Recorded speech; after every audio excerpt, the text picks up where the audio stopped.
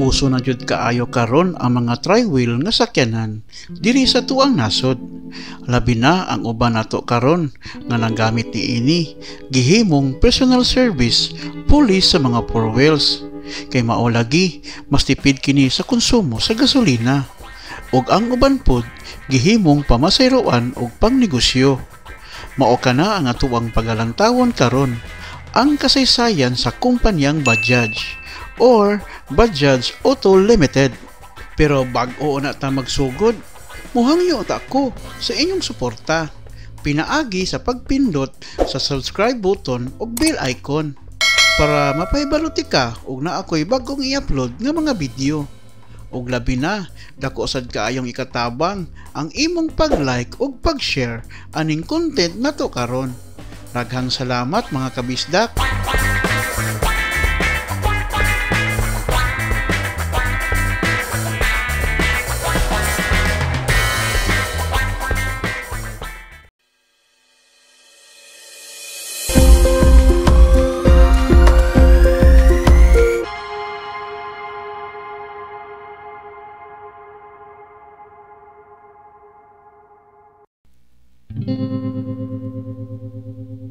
Bajaj Auto Limited, usa ka Indian multinational automotive manufacturing company nga nanggama og mga motorsiklo, scooters ug auto rickshaw or tri-wheel.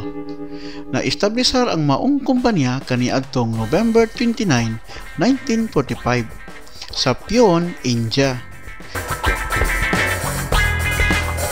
Kini gipanag-iya sa usa ka Indian businessman o usapod ka politiko sa ilang lugar nga si Jamnalal Kaniram Bajaj. Ug ang ilang unang pangalan sa ilang kumpanya kaniadto kay gitawag pa og MS Bajaj Trading Corporation Private Limited.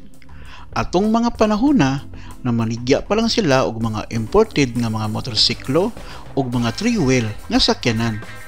Tuig 1959, nakakuha sila og lisensya sa Piaggio ug usa na sila ka business partner sa maong kumpanya ug sa samang higayon pod sila na ang assembler ug nagbaligya sa Vespa scooter sa tibuok India ug nahimo na silang public limited company atong tuig 1960. Pag-abot sa tuig 1984, ang kumpanya nakig-agreement sa usa ka Japanese motorcycle brand nga mao ang Kawasaki. Ug kini nakatabang gyud sa ilang pag-expand sa ilang mga panggama og motorsiklo ug labi na sa ilang sales niini sa local market. Tuig 1986, diri na nila gilaunch ang ilang mga naunang modelo sa motorsiklo ubos sa ilang kaugalingong brand nga mao ang Bajaj. Ug ang ilang kumpanya nahimo ng Bajaj Auto Limited.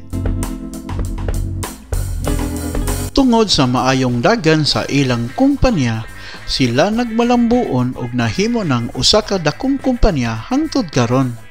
Ug gani, sugod atong tuig 2000, nakapalit na sila og mga stick share sa mga dagkong kumpanya. Sama sa Timpo Florida, gitawag ni kaniadto og Bajaj Timpo. Pero ila kining giusab kaniadtong tuig 2005 ug nahimo na ni karong Force Motors.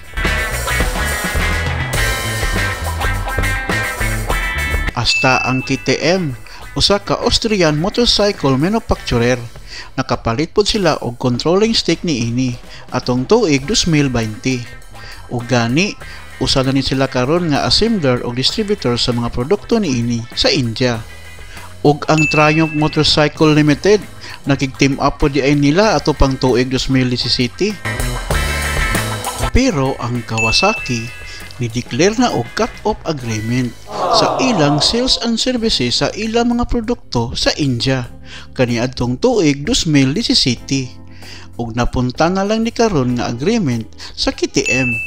Pero nagpadayon gihapon ang ilang business relation sa overseas market.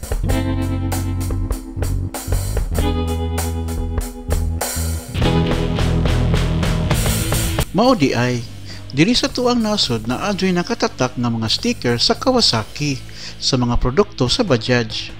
Kay solid man jud gihapon ang ilang business relation, bisag ila na kining giputol ang ilang agreement sa ilang nasod sa India. Og sa overseas market na lang sila nagpadayon. Kamo mga kabisdak, unsa may imong ikasulti karon sa tuwang content? Og labi na sa mga produkto ni ini, ug sa mga nakagamit karon og Bajaj motorcycle, i-share ka na ang inyong mga experience sa tuwang comment section. Daghan kaayong salamat mga kabisdak sa paghatag og oras ni ining video na to karon. Sa sunod na pod, laoman gihapon nako ang inyong mga suporta aron mo lambo pa ang atoang channel nga gimugna alang natong mga Bisaya. Sa sunod na pod ha. God bless.